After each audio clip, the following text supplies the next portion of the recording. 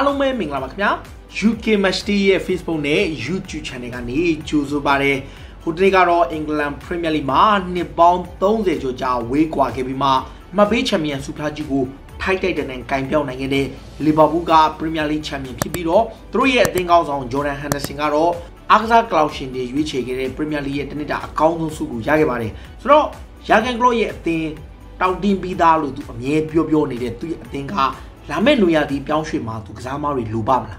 နောက်ရာသီမှာရော Klopp အနေနဲ့ကစားမတွေဝယ်ယူသင့်လားဆိုတဲ့အကြောင်းအရာတွေကိုတင်ဆက်ပေးပါပါဒါအပြင် Jose Mourinho ရဲ့ Tottenham Hotspur ကရောဘာတွေလုပ်မှာလဲငွေသိမ့်မသုံးနိုင်တဲ့ Spurs ကို Mourinho ဘယ်လိုမျိုး survive လုပ်မလဲဘယ်လိုတွေကိုအားဖြည့်မလဲဆိုတဲ့အကြောင်းအရာတွေကိုဒီကနေ့တင်ဆက်ပေးပါပါနံပါတ်1အနေနဲ့ပူနူနေ Premier League Champion Liverpool အကြောင်းကိုအရင်ဆုံးပြောရအောင်ပါLiverpool ကအမှန်တိုင်းပြောရင်ဒီနေ့နွေရာသီ6လုံးမှာ Jurgen Klopp ကကျွန်တော်တို့အသင်းကလက်ရှိလူစင်းကိုအရန်တောင်းတင်းတယ်လူစင်းကိုပဲအရန် happy ဖြစ်တယ်လို့သူပြောထားပြီးတော့နွေရာသီမှာတခြား club တွေသုံးတယ်လို့ကျွန်တော်တို့မဝင်နိုင်ဘူးလို့သူအချိန်ချင်းပြောနေတယ်ဒါကိုကြည့်ချင်းအပြင်နွေရာသီမှာသူတိတ်မဝယ်တဲ့ခြင်းတဲ့ပုံစံမျိုးတွေ့ရတယ်ဒါပေမဲ့ Jurgen Klopp အသင်းကအားနည်းမှုအချို့တစ်ချက်ကိုတော့တွေ့ထားရတယ်ဘာကြောင့်လဲဆိုတော့ဒီဘယ်လိုပြောမလဲအခုနောက်ပိုင်းပွဲစဉ်တွေမှာ Trent Alexander-Arnold Andy Robertson တို့လိုအဓိက main တောင်ပန်ကစားမတွေနောက်ကွင်းလေက Henderson များဒဏ်ရာသွားခဲ့ရင် Fabinho တို့ Wijnaldum တို့များဒဏ်ရာသွားခဲ့ရင်ဘယ်သူတွေနဲ့အစားထိုးမှာလဲဒါအပြင်တိုက်စစ်က front 3 3ယောက်ထိပ်ကတယောက်ယောက်ဒဏ်ရာသွားရင်ဘာတွေဖြစ်သွားမလဲဆိုတဲ့စဉ်းစားစရာတွေအများကြီးရှိတယ် Klopp ကတော့သူ့အသင်းကိုသူအရန်ယုံကြည်တယ်ဒါပေမဲ့ injury တရားဒီလုံးမှာကန်နဲ့လဲဆိုင်နေပြဒဏ်ရာရတယ်မရဘူးဆိုတော့ကန်နဲ့လဲဆိုင်နေ rotate လောက်တာက Klopp ရဲ့အပိုင်း Klopp ကသူက injury မဖြစ်ဘူးကောင်းကောင်း rotate လုပ်ပေမဲ့မတော်တဆဒဏ်ရာသွားတာလည်းရှိကောင်းရှိနေကန်ဆူးခဲ့ဒီလိုအကြောင်းအရာတွေကမထင်လားတဲ့အနေထားတွေမှာ Jurgen Klopp အနေနဲ့တကယ်ရောမလိုဘူးလားနံပါတ်1အနေနဲ့ Liverpool ဘက်ကအထွက်စင်းတွေကိုပဲအရင်ဆုံးကျွန်တော်ပြောပြမယ်ဒါအထွက်မှာ Dejan Lovren ထွက်မယ်ပေါင်10တန်းကျော်17တန်းနီးပါးပေးပြီးတော့ပြန်ရောင်းမယ်ဆိုတော့ Liverpool ကဒီညမှာကျွန်တော်သဘောကျတဲ့ချက်ရှိတယ်သူတို့ကရောင်းရမယ်ဆိုရင်အမြဲတမ်းမရအောင်ပတ်စံရအောင်ရောင်းတတ်တယ်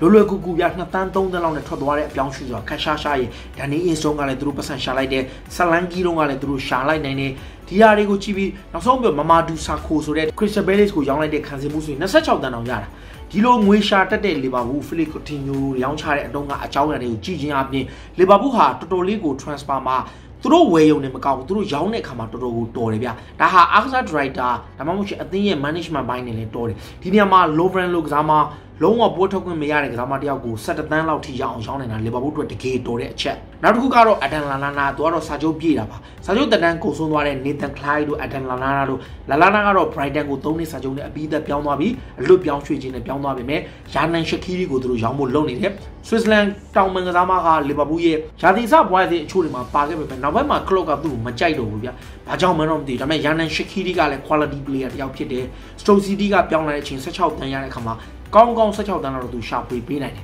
နောက်တစ်ယောက်ကတော့ Champions League Final မှာအမှားလုပ်ခဲ့တဲ့ Karius ကိုသူပေါင်6တန်းလောက်နဲ့ရောင်းဖို့လုပ်နေတယ်ပြင်သစ်ကလပ် Montpellier ကလိုချင်နေတယ်ဆိုတော့ခုလောလောဆယ်မှာ Ryan Shaqiri ကိုရောင်းရမယ်ပတ်စံတို့ Harry Wilson ကိုရောင်းရမယ်ပတ်စံတွေနောက် Lovren ကိုရောင်းရနိုင်မယ်ပတ်စံမျိုးတွေ Karius ကိုရောင်းရမယ်ပတ်စံနေတာရခဲ့ရင် Liverpool ဟာပြောင်းရွှေ့ဈေးကွက်တွေကိုဝင်သွားနိုင်တယ်Liverpool ကဒါအထွက်စင်းတွေကိုပဲအဓိကကြည့်တာပေါ့ဆိုတော့အဝင်စင်းကရောဘယ်သူရှိမလဲလောဆယ်မှာ Liverpool နဲ့အရန်ဟော့တဲ့အဝင်စင်းတယောက်ပဲရှိတယ်အဲ့ဒါက Thiago Alcantara ပါလက်ရှိ29 year ဖြစ်တဲ့ Bayern Munich ကသူထွက်ဖို့လုပ်နေပြီလုပ်နေတဲ့အချိန်မှာ Bayern ကသူတို့ယူရို35တန်းနဲ့ရောင်းမယ် Liverpool ကလည်းခေါ်ချင်တယ်ဒါပေမဲ့ခက်တာက Jurgen Klopp ရဲ့အသင်းကငွေသား35တန်းလောက်ကိုတန်းမပေးချင်ဘူးတန်း20လောက်အရင်ပေးပြီးတော့မှကျန်တဲ့ပတ်စံလေးတွေကို installment ပုံစံနဲ့ပေးတဲ့အခါမှာ Bayern ကဝေသားကြီးပဲလိုချင်တယ်နောက်ဆုံးတွေ့ထားတဲ့ ESPN သတင်းဌာနမှာတော့ Liverpool နဲ့ Alcantara ရဲ့ကြားမှာပုဂ္ဂိုလ်ဆိုင်ရာသဘောတူညီမှုရထားပြီးပြောင်းရွှေ့ကြီးလည်း agree ဖြစ်ထားပြီး35တန်းလို့ပြောထားတယ်ဒါပေမဲ့ဒီ35တန်းကဘယ်လိုပုံစံပေးမှာလဲဒါကတော့ကျွန်တော်တို့မသိနိုင်သေးဘူးဒါပေမဲ့လက်ရှိနေထားရဖြစ်နေတဲ့ Bayern နဲ့ထပ်ညှိနေတယ်ဒါအပြင် Liverpool ကနောက်ထပ်အရေးချင်းရှိတဲ့ quality ကွင်းလင်ကစားမတယောက်တောင်ပန်ပဲပြောမလားကွင်းလင်ပဲပြောမလားတိုက်ရှိအာသန်နဲ့တယောက်ကိုသူတို့လိုက်နေတယ်အဲ့ဒါကမိုင်လာဆာပေါ့သူတို့ကိုရှုံးမမရှိဆန်ချင်းပြတ်သွားအောင်အသေးခွဲခဲ့တဲ့ Watford အသင်းရဲ့ကစားမပေါ့တိုက်စစ်ကစားမမိုင်လာဆာဒီကစားမကိုမိုင်လာဆာကို Watford ကတန်း30တောင်ပေးထားတာပြင်သစ်ကနေခေါ်တော့ကဆိုတော့ Liverpool အနေနဲ့လွယ်ကူကူနဲ့တော့ရမှာမဟုတ်ဘူးသူတို့ပေးထားတာတန်း30ဆိုတော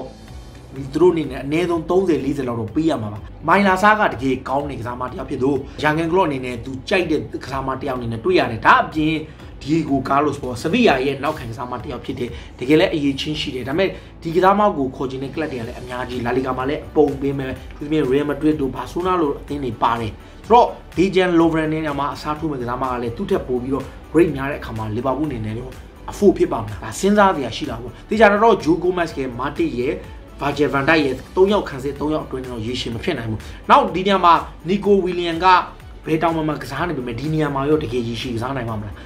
These are, you know, the Andy Robinson, the Jimmy Carragher, Andy Robinson, Sato Dia Codene, Piroma, Daisimu, Jan Daisimu Diallo, Biroma, Adanalana, Todwane Kama,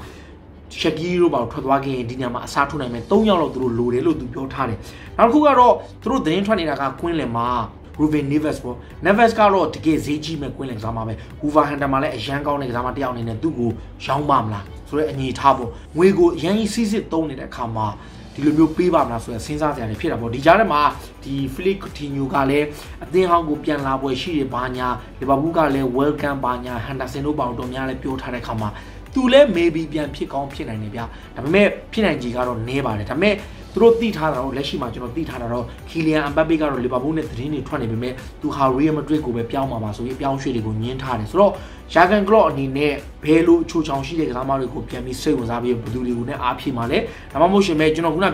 Lubrano, Shakiro, Lawrence Carriers to Harry Wilson, Gamarico, Jamiro, Pepasan, Shaluya, Teganima, Badurigo, Congo, Diallo, Bipia, when Nasra was Sound Giamma. Taga, Champion, Libabune, Croy, Chow. Hoba Machi Kamas, CRG, Chusi Monuye Spartemo, Spaga, Namatini, Pianshu Melokema, Duruye, Canwing Zama, now can look it, Ladley game or Toza Guni Lashibi, to go, Clapton, Nibia, Poenema, Telade, throw Spaga, Morinoga, do Telade, PH Maspaye Pianaga, Quinty G South Tare, transfer Pianshu Mang with Don Tarekam, with them with Don and all, and look Pianshu G, Zita, that example go through Cornide, throw Spa Nine, Badurigo Comle. Lashima, Harry Gago, the Okra Daniel Livico and Mayamu Bura Kama, the Jare Harry Game of Totabusing, two good debut of Zamaru Belome, whose Babaga Uzama, Tonyo Linings, original Twitter, Korea, then calls on Kim, so Examadia, ye, Piroma, Ajan Gulma, Pieto Nine, Aaron Ramsdale, so Exama, Bomoye, Lunge, Gulmaye, Nasudia Garo, the YBM of Yati, Damon, La using Queen Exama, Sound and Exama, Ebadanga, and Sanga, Kobulo, Chimas Babaga,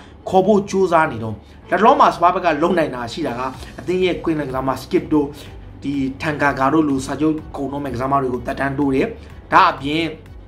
the Drologine Examarema, the Lupian and William Ryan Fraser, Examarigo through line it, the Lochinimo, now don't do now can look up here, private again, now can Robin Coach for Daro, Yanvado Ganyama, Satu to coordinate. That's Babaga Geniama, Dinama Spao, Jordina, Palace, Basona, now can look up here, through such or you go to the Seganibia. Now, one Friday, Danny Rose through touching in Tama, Basona, now can Zama Pede Emma Sembo, the Zamaga, Ria Badine Basunaga, Pudwe by Nexama down in it, Tugu Spaga Lugine, Basunaga, Yauma, Meona, Madija Debu, now to Spama. The Gelomia, why be a Yaula Gelu Shin, Harry Winsgate and Ala Madija Banya, so with the 20. But on this road, every Diago, Totna Hosbaga, Kalashi, Sajo Chole, Twajao, Harry Wingate, and Itaya Blue Sashim, and Dumbilline, Ryan Sessino, and Lala. Dinama Megoni Yaji Shide, Spabaga, Roma, yes, and Niulu Sudek Zamalico, Kobu, Juban Gebime, Rumaga do, Sajoti Chosunoma, Peter John Dunine, Spaga, Tayabu Katibia. Throw Totna Hosbaga, Jusimo, Nuga, Tijare, Duxama, Nayalo, to Cojinelo, Daniel Livigo to Down Sutare. Livigaro, she in Examari would they be tracked to payment Bobu, a me, Grama Achugro to call Bibu promise low tari, but do the Pimle.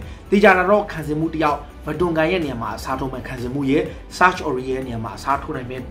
right back the outlaw Dulogene, Sipobone, the maybe Ryan Fraser, William Luxamari to coordinate. Transparent, we young lady, Xama, Kobo, like Kadekama, through in a Europa League win that car, Chameli Miaro Kama, through the win with Jan drop it on. Now Yadima Pian bounce by Pian and was spanning a detailed investment lobo loaded. Hajanoy and Nimbo, Totna Hosbaga, Quinty G. Seaman Ganja, Quinty G. Not a totally Nicaro Tausho Kanyama. These are a Linga Nilo Kanyama, Asne, Picket, Pian at the bone and a Pima. So spanning a Tau Blue Joe Lamley, Morin in a balloon, Nisned in a Tuamley, Taha Jango Jiba. These are a raw, beat that chito pite, Natausan Kuningama, Nado and Tonsa Guni, she did Larry Gingo, or you got Nibia when you tell idea. Piroma. လူငယ်ကစားမအန်ကာကာတို့ကွင်လက်က skip တို့လိုကစားမတွေကိုစာချုပ်တိချုပ်လိုက်တယ်ပြီးတော့မှသူတို့လိုချင်တဲ့ထဲမှာအခုအရန်တိုက်စစ်မှုတယောက်အနေနဲ့နာပိုလီရဲ့မီလစ်ကိုသူတို့စူးစမ်းနေတယ်ဒီလောက်ပဲဗျာနောက်ဒန်နီရိုးစ်တို့1-5တို့ခိုင်ဝကာပီတာဘာညာဒီကစားမတွေကိုသူထုတ်ပြီးတော့မှကျန်တဲ့ကစားမအချို့နဲ့သူဝယ်မလားပေါ့ဒါစောင့်ကြည့်ရမယ်နေထားပါဆိုတော့စပါပရိသတ်တယောက်အနေနဲ့ရောဘာတွေဝယ်တင်လဲဘာတွေရောင်းတင်လဲဘသူတွေနေရာမှာဘယ်နေရာမှာအစားထိုးတင်လဲဆိုတာကိုမဝယ်ရောက်ပြီးမှတ်ချက်ပေးကြပါဗျာနောက်လီဗာပူးအသင်းတွေကရောဘယ်လိုမျိုးအခြေအနေမှာဘယ်ကစားမတွေကိုခေါ်ယူတင်လဲဘသူတွေဟာလီဗာပူးအတွက်လိုအပ်လို့ဘသူတွေကမလိုအပ်တော့ဘူးလေဆိုတာကိုလည်းဝင်ရောက်မှတ်ချက်ပေးပါထော်တနမ်ဟော့စဘာကတော့ကျွန်တော်အမြင်တော့ဂျိုဇေမော်ညိုနဲ့ဒီနေ့နွေရာသီမှာကစားမ9ရက်လောက်ကိုမရရအောင်သူဝယ်ခိုင်းပါပဲငွေသိပ်မသုံးတဲ့ဒန်နီယယ်လီဗီနဲ့ငွေသုံးချင်တဲ့မော်ရင်ညိုကြား head to head ကဘယ်လိုဖြစ်လာမလဲဆိုတဲ့အကြောင်းလေးတွေကစိတ်ဝင်စားစရာဖြစ်လာမှာပါဆိုတော့ Tottenham Hotspur ပြည်သက်ရော Liverpool ပြည်သက်ရော comment မှာဝင်ရောက်မှတ်ချက်ပေးရေးသားကြပါလို့ပြောရင်းနဲ့ဒီကနေ့အစီအစဉ်ကိုဒီမှာပဲဆုံးသက်ပြစေအားလုံးကိုကျေးဇူးတင်နေနော်